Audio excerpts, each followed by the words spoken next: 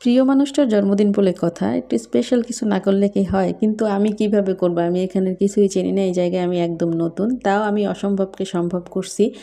অনন্ত জলিল হয়ে গেছি আমি আমার হাজব্যান্ডের জন্য। তো চলুন পুরো ভিডিওতে আপনাদের সাথে সেগুলো শেয়ার করি। আমার হাজব্যান্ডের জন্মদিন ছিল 15 তারিখে, তো আমি সেজন্য অনেক আগে থেকে, এর আগে আমি বাড়িতে ছিলাম বরিশালে। তো বরিশাল থেকে আসার আগে আমি তার জন্য গিফট কিনে একদম প্যাকেট করে নিয়ে আসছি।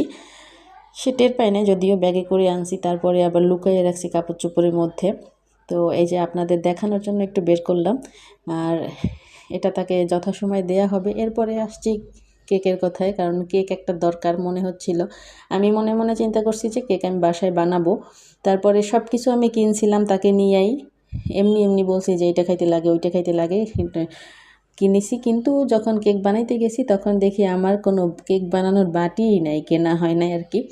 এখন তো মনটা খুব খারাপ হয়ে গেছে। তারপরে ভাবলাম কি করা যায়। তারপরে এর আগে আমি অনলাইন পেজ খুঁজছিলাম এখানকার, তো সেখানে যত কেক দেখছি আমার পছন্দ হয় না আর কি।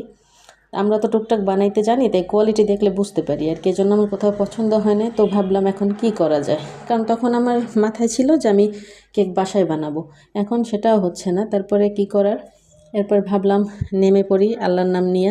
যদি কোথাও হারাইয়া যাই হাজব্যান্ড আছে, খুঁজে নেবে, কারণ আমি এখানে কিছুই চিনি না, নতুন বাসা। আমি এখানে এর আগে আইসা কয়েকদিন ছিলাম মাত্র, কিন্তু আমি বাসা থেকে বের হই না। যদিও তার সাথে বের হই ম্যাক্সিমাম সময় আমাদের সন্ধ্যার পরে বের হওয়া পরে, যাতে রাস্তাঘাট অতটা চেনা হয় না, যেহেতু বাইকে যাই।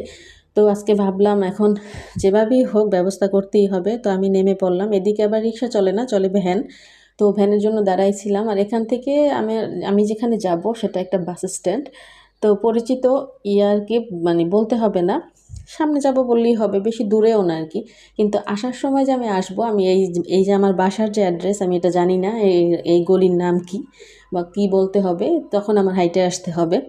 এটা একটা মজার বিষয়, আমি এখনও জানি না। তবে এইখান দিয়ে যে ভ্যানে যাওয়া যায় সেটা আমি আমার হাজব্যান্ডের থেকে আগে অন্য কথার মাধ্যমে জেনে নিয়েছিলাম।